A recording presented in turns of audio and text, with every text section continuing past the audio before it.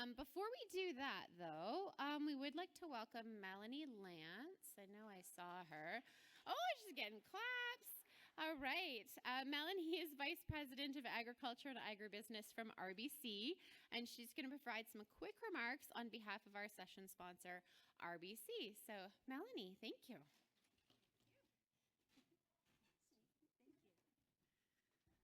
Well, good afternoon, everybody. Just as you're getting settled in, thank you so much for participating today. Really excited about this upcoming session. I think it's really relevant with food security today and something I'm most definitely very passionate about. A little bit about myself. I'm VP Agriculture and Agribusiness with RBC. We're based here in the Fraser Valley, but our team has outreach across the province. And of course, we have respective regional teams across the country.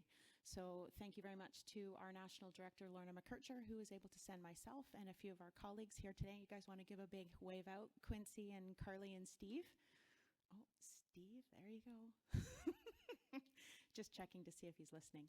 Anyway, quickly, I know a land acknowledgement was given this morning at breakfast, but I think given the nature of this session, it's very relevant again for me to respect and acknowledge that the land we are situated on today is the traditional ancestral and unceded territory of the Matsqui, Kwantlen, Sumas, and Stolo First Nations peoples, whose historical relationships with the land continue to this day. And I would like to acknowledge that as a settler, I am grateful for these regions within which I work, play, and live. Food security is a critical issue, and we truly do need to act collaboratively to ensure a sustainable and safe food supply for now and in the future. And with that said, may we honor the Indigenous territories we're on and recognize the Indigenous peoples who continue to be the stewards and guardians of this land. So I really hope you enjoy the session and looking forward to it. Thank you.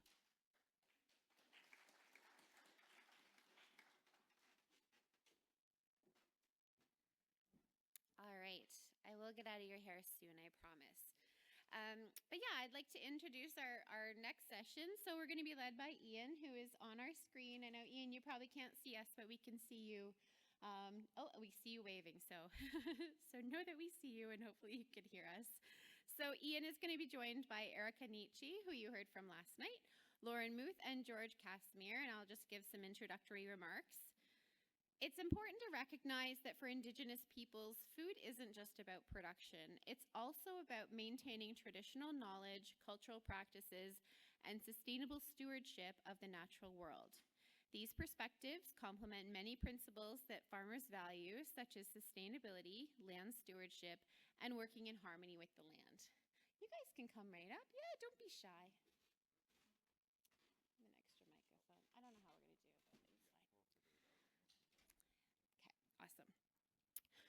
So yeah, as our panelists join us up here, they will discuss how farmers play a vital role in ensuring food security for all communities, and how the BC Ministry of Agriculture and Food is committed to working alongside farmers and Indigenous peoples in supporting stronger partnerships. Ian and Erica will share updates on some of the ministry's Indigenous food security initiatives, weaving together both current approaches and plans aimed at supporting the sector. Loren will discuss how his work with the Tzeachten First Nation has been instrumental in developing partnerships with local growers, enhancing his community's access to fresh fruits and vegetables beyond what's currently available. And George will share how Community Futures of the Central Interior First Nations has approached their support for Indigenous food and agriculture producers through place-based initiatives such as the Tzeachten Farmers and Artisan Market. So please join me in welcoming our panelists to the stage, and Ian is going to lead us through the next session. Thanks so much. You guys have microphones? Thank you. Thank you. So just as we begin, I just wanted to mention that very soon, cell phones in the room are going to start going off. The province has a biannual notification of the emergency broadcast system scheduled today. And just so you're aware, but the wonders of modern technology, all of our phones should simultaneously start making noise. Mine are doing it right now. So as is pointed out, we're doing an update today on current and upcoming Indigenous food security initiatives in BC, and the presenters have been named. So Loren, George, Erica, and myself. And with that, we're gonna dive in. If I can make my presentation work, I'm assuming the presentation can be seen in the room. Or is it just me? Oh, there we go. Excellent. Okay, so thank you very much for the territorial acknowledgement. I'd just like to acknowledge that I'm joining the circle today from the traditional territories of the Saanich people here on Saanich Peninsula. Due to the weather changing my plans, there's been no ferries operating after 5 p.m. yesterday, so I missed the ability to get there today, unfortunately. So I have great privilege to be presenting today with the folks on stage. So I see George and Loren and Eric up there, and I won't go through their bios because that's already happened. You know, this is important work, and as we transition to the next slide, where I'll pass the mic over to Erica to start talking about Indigenous peoples in BC. And then we're going to come back around. So the presentation, as you'll see, will flow along. And as we transition from person to person, you'll see the next presenter's photo appear in the bottom corner of the slide. But with that, I will pass it into the room to Erica and let her move on.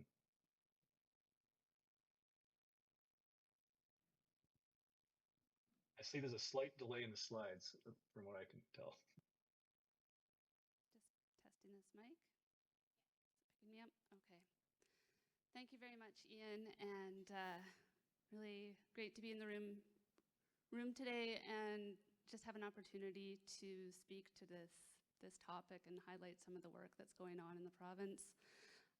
Recognizing that there's a lot of visitors to BC here in the audience today, I thought it could be helpful to just do a little bit of context setting, as I know that there's a number of folks from other jurisdictions. So in BC, there's really a diversity of Indigenous peoples, and oh gosh, there's there's the warning one more time for some of us. So within BC, we have 203 First Nations with 36 distinct languages. If you're going into dialects, there's over 90 dialects across BC. It's a real tapestry of diverse cultures, locations, obviously, proximity to different resources, to markets, to population centers. There's diversity in just interests and priorities.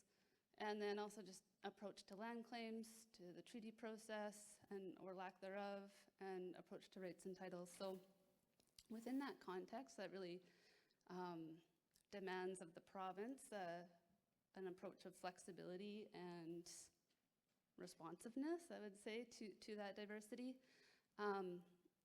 So the province recognizes the distinct rights and title of First Nations in BC. In addition to that, we have Métis, Inuit, and First Nations from outside of BC who we work with on socioeconomic rights and just improving quality of life in general, which food security certainly falls within. So next slide, please, Ian. Going back to this diversity piece in our province, food systems are diverse, and the agriculture and food sector in the province is diverse as well. So within BC, we have over 200 agricultural commodities that are produced here, and that really reflects the topography and the climate and the diverse population and consumer groups that we have here. What may not be recognized all the time on top of that is we have this ecological diversity and cultural diversity, which I spoke to a bit, and ultimately the food systems built upon that. So these food systems look like all different things in different parts of the province. So I just wanted to highlight a few examples here. We have some local fruit and vegetable production in Tzeachten territory near Nisconlith in the Shuswap. The salmon run in Statlium territory just north of Lillooet. Clam gardens actively managed in New Chalmette territory on the island. There's everything from commercially active ranches and cattle operations to wineries, to a lot of nations with native plant nurseries, for restoring plants on disturbed sites within their territories. So it's incredibly diverse. Additionally, there's sort of a variation in value stacking, I would say, amongst different enterprises. So there's commercial activity, there's a lot of trade activity, especially on the food end of things. There's a lot of mix of social enterprise and focus on food security. And then also the mix of like agriculturally produced foods and wild harvested and wild managed foods. So all of these pieces have really impacted how the province approaches our support in this area. In 2019, a real game changer was the Declaration of the Rights of Indigenous Peoples being enacted. And so historically in our province, we are unique in that within the ministry, we have had dedicated resources to First Nations and Indigenous foods for decades now. But it was always in the business development, economic development end of things. And I really, from my perspective, having worked in this area for over 16 years, that Declaration Act really has been a game changer in legislating us to ensure that we're doing better and really ensuring that things like self-determination are worked into how we're doing our work. So starting in 2019, the ministry started working with Advisory Council on Agriculture and Food, which was formalized in 2021. That council has been able to guide a lot of gap analyses work, engagement across the province to really inform how and what we're doing in terms of programs and services with First Nations and Indigenous peoples, and has led to where we're getting to now, which is really supporting the good work that's going on around the province that is Indigenous-led, looking towards partners like we're working with New Relationship Trust, which is a First Nations-based funding delivery agent to deliver some of our programs. You know, they're the experts in that field, and they're doing a really bang-up job of program delivery in partnership with the ministry. So that the Indigenous Food Security and Food Sovereignty Fund, as an example, that's a 3-year program, and it's just had phenomenal demand. We're going into the 3rd year, and it's just really highlighted just the tremendous level of work that's going on across the province in food, and the prominence of food security as a high priority just all over the place. It's a relative piece for sure. So further to that, in terms of the ministry's role, we're really looking to how do we support the work and the leadership that does exist, and then what are some of the pieces where we can fill in the gaps or make some of the linkages to programs and support that the ministry provides. So a couple of recent examples of that are just some planning resources that we've supported the creation of. So a greenhouse checklist, so it's a planning document to support decision-making before investment in greenhouses. Another one is one looking specifically at small-scale controlled environment agriculture systems, so like the shipping container growing systems. There's been a lot of interest and investment in that space. So that project was done interviewing various sites across the province where those investments have been made, what are the lessons learned, and what are some of those considerations in planning. So what I'd like to do now is turn it over to Loren.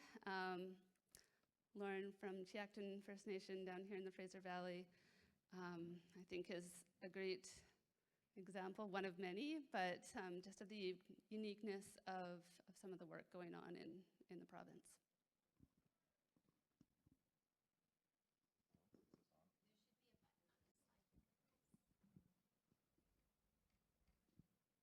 Oh, there we go. All right. Okay. Yeah. Thank you, Erica. And thank you everyone for being here today. Like was said, my name is Loren Muth. I'm a council member for Tzeachten First Nation, and I've been doing this role for, this is my 3rd term, but 8 years. And so you can go to the next slide. A little bit about Tzeachten. We're located in Chilliwack, British Columbia. So if you've ever been through Chilliwack and driven past Promontory Road, you've driven through my community, whether or not you knew you were on an Indigenous community. And so I've chosen, actually I'll go into that after, but our location is along the historic Chilliwack River. So if you can see I'm looking at another screen here, but there's a windy road just to the east of our reserve land, and that used to be where one of the rivers ran. There were 3 rivers that went through Chilliwack historically, which were dammed, and now the Better River, if you know the area. And what our name means is place of the fish weir. So back when the river was there, we used to have a fish weir, and that was our main source of food. However, today that's no longer there. We're kind of a concrete jungle. We've had the blessing and the curse of being city locked, which has brought with it all sorts of benefits through economic development, own source revenue, taxation. But it's also left us with some kind of hollow points, I guess, which would be food security, environmental sustainability, and kind of a reinvigoration of our culture. Our community, due to the many years of economic development, has kind of left a lot of that behind. But in the last 6 years since I've been in this role, I've really been pushing a lot of these different initiatives. And then, yeah, just a little bit about the map. It's a lot map. So I've chosen it to really show kind of the differences of our reserve. If you see what I call is a leg with a heel sticking down along the mountainside, all those little dots, those are all individual landowners who have developed and made gated communities, high-density developments for their own kind of personal benefit. And our community is not unlike others, but kind of unique in that when it was allotted to be a community, almost all of the land was given to individual families. So the band itself only owns 7% of the reserve, and out of that 7%, we only have 2 remaining lots that are undeveloped that are band owned. Everything else is individual owned, and out of that also comes the transmission line and the pipeline, which take up about 11% of our 700 acres. So we're pretty impacted by a lot of these different things. And then overall, we have a membership of only about 700 members right now. That is always growing. But with all of the housing and development on our reserve, we're still only able to accommodate about 250 members living on reserve because that was the band-owned land that we gave to the individuals. You can go to the next slide, please. And so since I've been on council, I've always been an avid gardener. I've always loved food security. I went to UFE, agriculture and earth science was my background. And when I got in my role, I really wanted to push kind of the reinvigoration of, you know, the love of food, the getting your hands dirty, the being exposed to where your food comes from. So in 2019, we applied for our first grant. It was only a $5,000 grant. And I put RBC on there. It was actually TD, my mistake. Don't tell RBC. But this was actually a really great program and thing for us to do because it actually garnered a lot of support from our community. We did 18 beds. 4 of them are taller and 14 are a little bit shorter. We did a few taller ones to try to encourage elders to come out. And the first year, every single bed was taken. It was fully in use and used throughout the entirety of the summer. Kind of every year thereafter, there's always 1 or 2 beds that get abandoned, right? People have good intention, they come in, they start growing, or they just don't, depending on the year. And for any bed that's not used, we just either plant it and distribute all the food that comes out of it, or we open it up for kind of auction, not auction, but if anyone else wants to get involved or if there's a wait list. You can go to the next slide, please. Since we had such success with the community garden, during fall of 2020, which coincided with COVID, we all want to forget that time, but worked really, really well because we had just put in a greenhouse. And so I think a lot of us were impacted with the changes in the global food system and the reduction of food kind of on our shelves.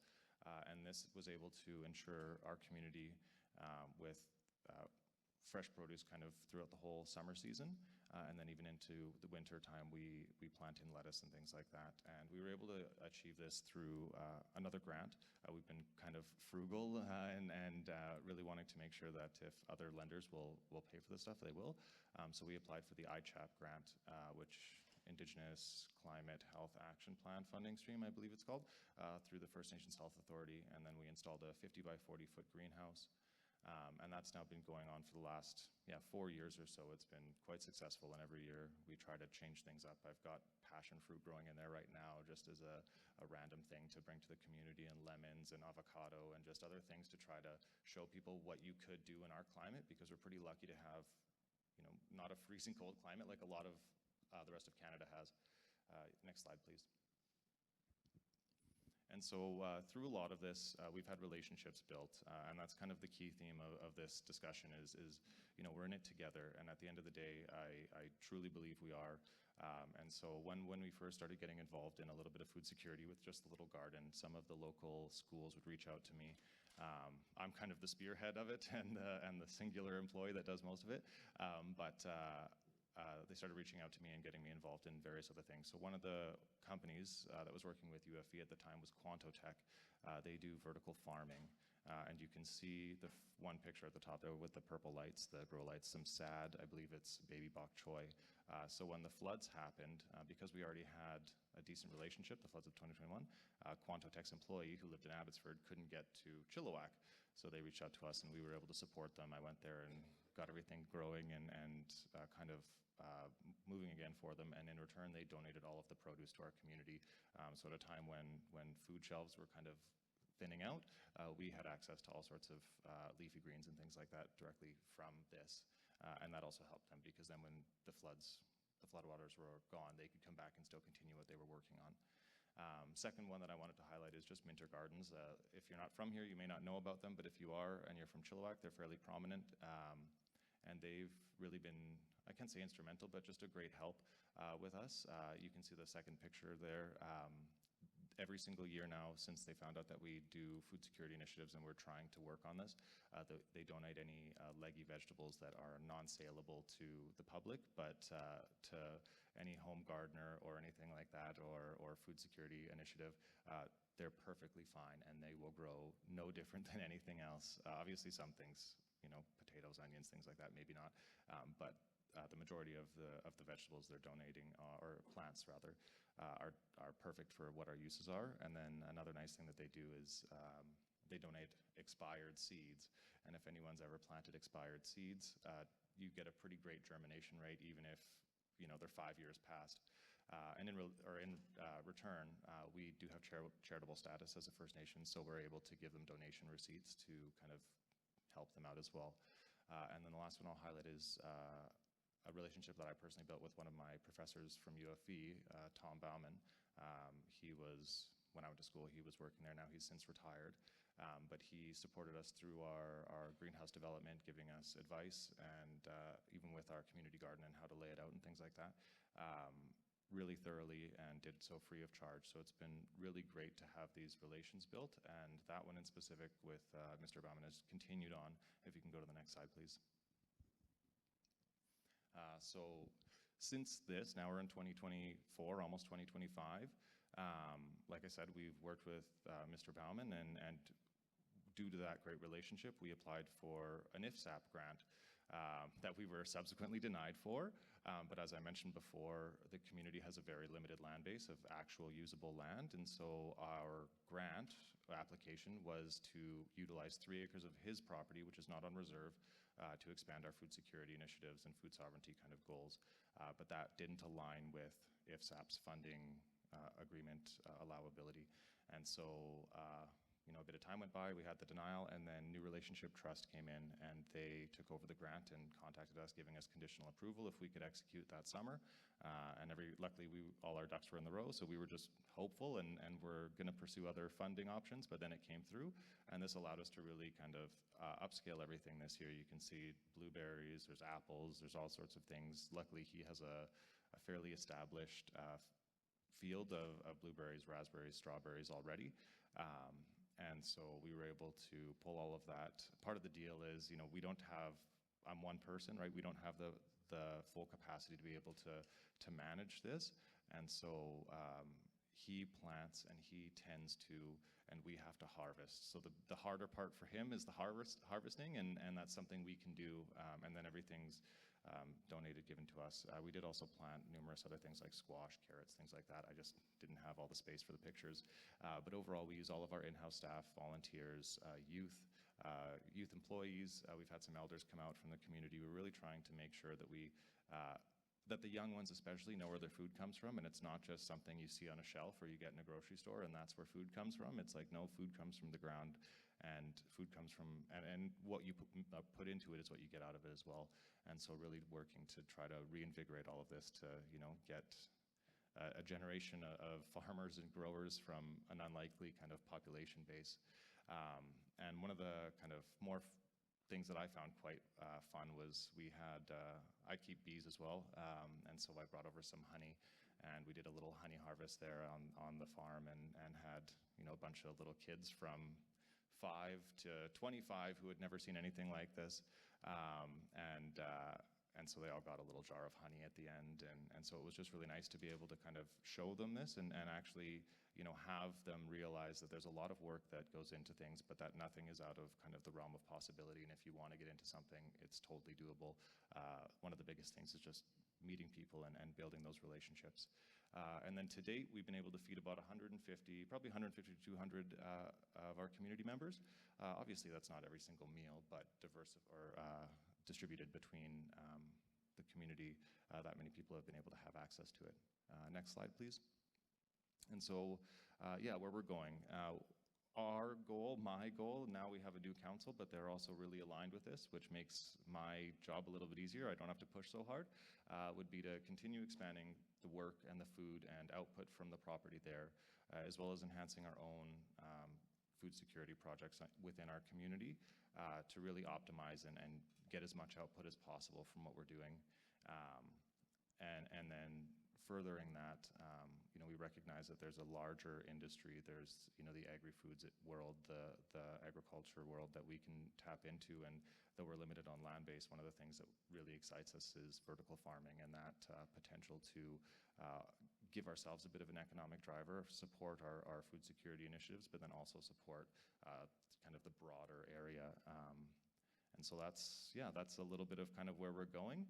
And then, we recently actually applied through, I can't remember what the grant is, but through BC to try to get some funding for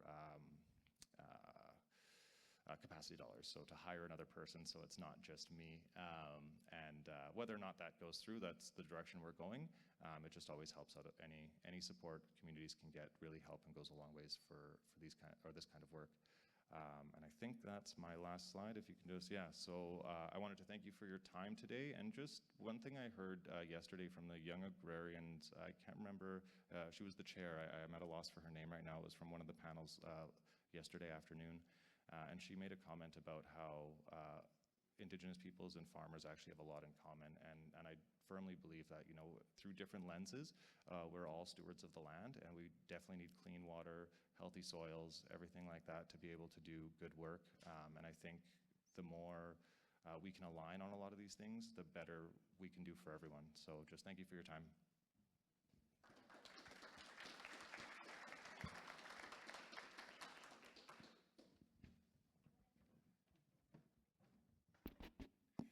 Seems like when I'm sitting in that chair, I can't see this half of the room. So, my name is George Casimir, and I'm going to talk about the Tzeachten project. Tzeachten is a Shuswap First Nation word for all my relations. And it's this project that really started from the need of some of my clients. So I've been doing developmental lending for just over 18 years now for two different IFIs, which are Indigenous Financial Institutions. So I have the fortunate experience right now to manage community futures of Central Interior First Nation. We have charitable status and we're not-for-profit. So as long as I hit my targets and satisfy our funders, I get to do some of these fun projects when I see the need for them. And at this time, during COVID, I had so many clients phoning me and saying, we don't have any place to sell our goods. So as an essential service, we started the Tzeachten Market. And we started learning a whole bunch of things. It was amazing how much people, not only Indigenous but non, they didn't know how to take those crates of blueberries and strawberries and process things and, you know, make jerky and all of these different things. So we're like, how are we going to find out all the answers? We never will. But we went after some funding, and we got $6,900 from the Ministry of Agriculture, and we done a agricultural assessment. And that started this whole story. So you see some of the people at our market. We purchased this trailer, and out of the trailer, we teach people how to can, dehydrate, smoke, anything to do with processing. Everything under the health authority, because as we were going along, there are so many things that we were learning. It seemed like every week that we had to throw into, how are we going to properly teach people, run this program? So out of the $6,900, you could flip the slide. This is kind of the area that we cover, the interior. And you know, really, the interior, this picture doesn't really show some of the real area that we cover. We have clients in Caribou-Chilcotin, South Okanagan, Kootenays, Thompson, the Shuswap. So we have quite the area that we have to cover as an organization. Next slide.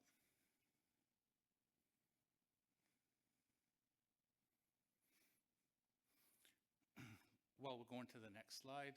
You know, obviously in those regions, what we've seen in wildfire, drought, you know, some of the flooding and things that happened, it's quite the work to make sure that these food security opportunities and programs keep going. I just added this because I'm such a bad artist. On the left side is my drawing, you know, a stick bear. And, you know, I kind of use this for clients because you got to start somewhere. It's got to start from that crazy idea. And I left it in there because we started with $6,900 and we turned it into $1 million project with curriculum, documentary. We go out to so many communities, and it's just been an amazing journey on what we can do out there for anybody. Canning festivals, hunting camps, fishing camps, you know, these harvest times where our trailer goes out to communities, schools, different events. It's just amazing. Next slide. Yeah, so with that $6,900 we got from the ministry, we basically did 12 case studies of Indigenous farmers. We analyzed strengths, weaknesses, a lot of the needs. And out of that, which we call our agricultural assessment, we've probably leveraged that, I don't know, at least half a dozen times for about $750,000 of funding. And also other partners, you know, like the Health Authority, that's Quemchine Health, Kamloops Food Policy Council. God, there's a number of others who've utilized this assessment to try to access funds. So, next slide.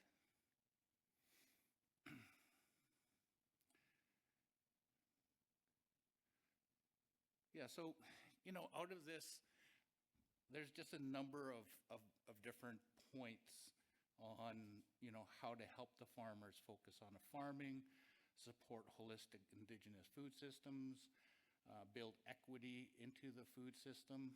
Next slide. Get support. You know, so really in our assessment, we try to cover all the highlights that somebody would need to get into something like this. So the Tzeachten Market, we just finished our 4th year. We average about 25 to 30 vendors every Sunday. It's turned into this Tzeachten Christmas market. We have partnerships with Tourism Kamloops, and it's a real event that happens every Sunday. So the musical guests and everything, it's just a fantastic day. Next one. Some of the, some of our targets and what we've achieved, like with anything, we want to make sure that we document success. And that's all this here is. We always looked at the challenges, the heat dome, that was fantastic. Pandemic, fires in the region. I don't speak to these things lightly. When you're trying to care for your farms, your gardens, your livestock, your everything, and even when you have staff who are putting these on, and it's 45 degrees above, you got to be very careful. Next slide. We even developed curriculum with TRU, Thompson Rivers University in Kamloops. So it's 5 modules. We have video and documentary included. All of these things, we're learning things as we went along. It's like with health authority, knowing you have to label this and ingredients that, and there's just so many different things. Next slide, please. Yeah, our kitchen, we're showing some jerky here and some other products we've got on board. So say if a school tells me what they want to do, I'll load it up with those supplies and get it out to them and bring it back. In the last month or month and a half, we've gone out to it was like a garden tomato community event, and then we just pulled it to Valemont for a hunting camp. So it does a lot of things. Next slide. That was one of our master chefs, Kwana. And we also hosted the agri-tourism, which we partnered with TOTA, Thompson Okanagan Tourism Association. So there's a big long list of partners that we always incorporate. Next slide. Success and results. Again, some of our kitchen. One of my coordinators, Tina Malecki, does a great job. Next slide. So the business planning and risk management, when your program starts to grow and grow and grow, you better make sure you have your business planning done. You know exactly where your funds are coming from, how much everything's going to cost. Thus, my developmental lending skills come into play, and make sure that all those things are done and the grant applications are written. Next slide. Food safety plans. Again, I keep going back on every time we turned around, we'd learned something else we needed to do, with the health authority, what was on board, how it was processed, make sure water temperatures are right, and on and on and on. So a lot of regulations to make sure we covered. Okay, go for it. Partners, a whole list of partners, Indigenous and non. We could not do this ourselves. As a First Nation organization or group, without the wonderful partners out there, it wouldn't happen. Next. Next steps, we want it to be sustainable. We're going to continue seeking funding, and we're going to continue building relationships with economic development funders, some of our happy vendors. Next slide. And, I grew up ranching in the Okanagan, and this is part of my property here. I love the farming, so raising pigs and chickens and broilers and strawberry plants and all that stuff. When you're doing developmental lending, you're also farming and you're also doing programming in agriculture. It gets pretty busy sometimes. So anyway, thank you for listening and being here, and I guess it's question time. We'll go to questions at the end, but we're going to transition to myself and Erica for the next couple, and then we're going to wrap it up here. So I just wanted to sort of bring it to an end here and just acknowledge the complexities we face. This isn't an easy situation at all, or is an easy environment. It's quite a complex environment. In my opinion, we need to use the two-eyed seeing approach, where we consider First Nations perspectives with one and Western perspectives with the other, and then bringing them together with ourselves. Consider all First Nations in BC were food sovereign until contact. These impacts resonate through food systems today. First Nations, they've linked rights and title through their connections to territory, land, and water through multiple things here. But it's important to build trust and mutual respect. Relationship building is key in all of these things. And again, to make us stronger together. Leveraging diverse strengths and knowledge systems. Again, Indigenous agricultural practices are deeply rooted in sustainable, traditional, ecological knowledge and deep respect for the land. And we can learn from these. Enhancing resilience in agriculture, mixed partnerships. They foster greater adaptability to climate challenges and market fluctuations by combining diverse methods and perspectives. Fostering economic growth and sustainability, looking at long-term collaboration that creates more stable markets and economic opportunities for everybody. Thinking about sustainable practices informed by Indigenous perspectives that often reduce costs and environmental impacts, benefiting everybody. Overall, supporting reconciliation. Partnerships in this world can serve as a model for reconciliation by creating shared goals and demonstrating the benefits of working together. Long-term partnerships ensure continuity and progress towards these goals. Long-term collaboration prioritizes relationships over profit and ensures that there's ethical and sustainable outcomes for everybody. As Erica mentioned at the beginning of this, talking a little bit about sustainable agriculture partnership. Our new branch, this is 7 months old, Indigenous Partnerships and Reconciliation. The NRT and the success of the application process we've seen, and the uptick in people applying. Over 3 years, we've had $30 million to provide in grants. And the first year, it took about 5 months to provide all the grants. This last year, they were all gone in 2 weeks, and this coming year, I anticipate that'll even be quicker. There's a lot of demand in this environment, and there's a lot of people that want to farm and would like to be supported in trying to do those things. So our branch, this new branch, is resourced for long-term support. We're working with both a strategic lens and groups like ICAF, the first, and that ICAF is up there on the screen. The First Peoples Food Sovereignty Table. We're working on a reconciliation strategy for the ministry. We provide ongoing operational supports to Indigenous food and agriculture. And we're actually looking at hosting a one-off gathering in March to inform both of these areas, as well as informing reconciliation work across our ministry. And yeah, I guess we're near the end here, but just thinking through agriculture and foods in my branch's workflow.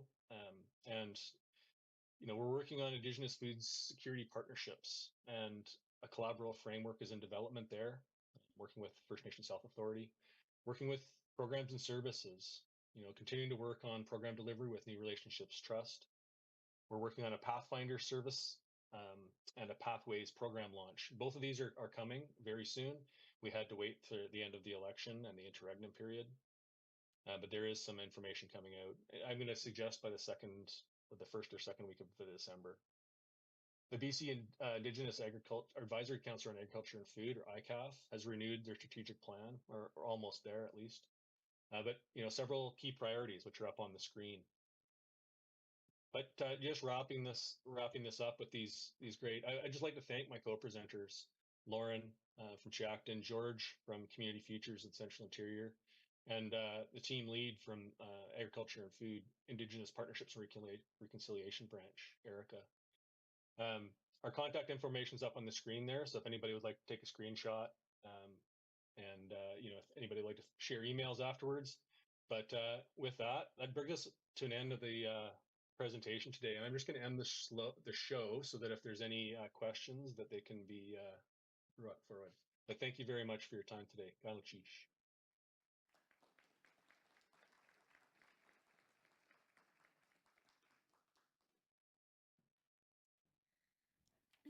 Well, thanks so much, everyone. Thanks, Ian and Erica and Loren and George. It was awesome hearing your presentations. And I would give you 1 minute for a question. I know we're pressed for time and we have to go to the next session, but is there a burning question in the audience for the panel up here.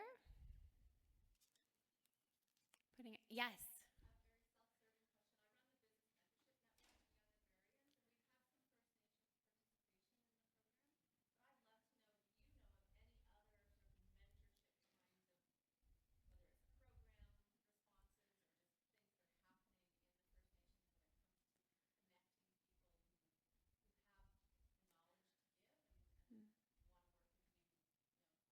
And I'm just going to repeat the question because Ian probably didn't hear it, but knowledge of kind of mentorship programs for First Nation, Indigenous is the question.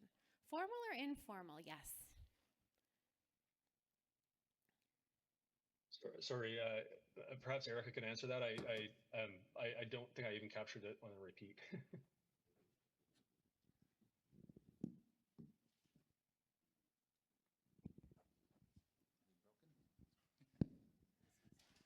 You know, that's an interesting question because I don't have a formal network for everything that we do. Every community we go into, there's always like an elder or team lead, and we just rely on all of their experience, and they get their group of people who, you know, have that skill and expertise in processing and their knowledge sharing. So, you know, for us and our programs, for how many communities we get into, we don't have anything formal for the mentoring. I'll kind of echo that. We haven't set up anything, and I don't know of any mentorship programs that occur. I do think of 4-H, a 4-H club, and think that would be a great opportunity to kind of push more youth, both Indigenous and non-Indigenous, towards, because I think at the end of the day there's a lot of similarities, but specifically for Indigenous youth, like even myself, I went through university, I'm a professional agrologist. I didn't know about a lot of these mentorship opportunities until I got into this world. So if you have a community that doesn't know about this, there won't be any formalized or non-formal mentorship systems developed or created unless it's a traditional knowledge where you're passing it down, like George was saying, from an elder to a younger one. I would just add one of the semi-formal networks that I am aware of in the food space is iSpark, so the Indigenous Sport, Physical Activity and Recreation Council. They run a program called the Indigenous, or the Food Systems Program. So they work with 70 to 80 First Nations across the province each year and provide like really small grants, but support for, like to support a lead within a community, to lead food work, whatever that looks like. And they've supported quite a bit of the network development end of things and also the knowledge sharing, especially like regionally and community to community in sort of micro regions in different areas across the province.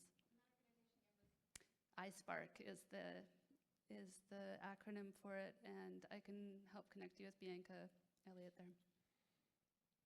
All right. Well, thank you so much. And Ian, I'm sorry we didn't get to meet you here, but I'm glad that we got to see you on the big screen. You don't know it, but you are huge in the room right now. Your face is the size of a person. So anyways, really nice to see you. And thanks again to our panelists.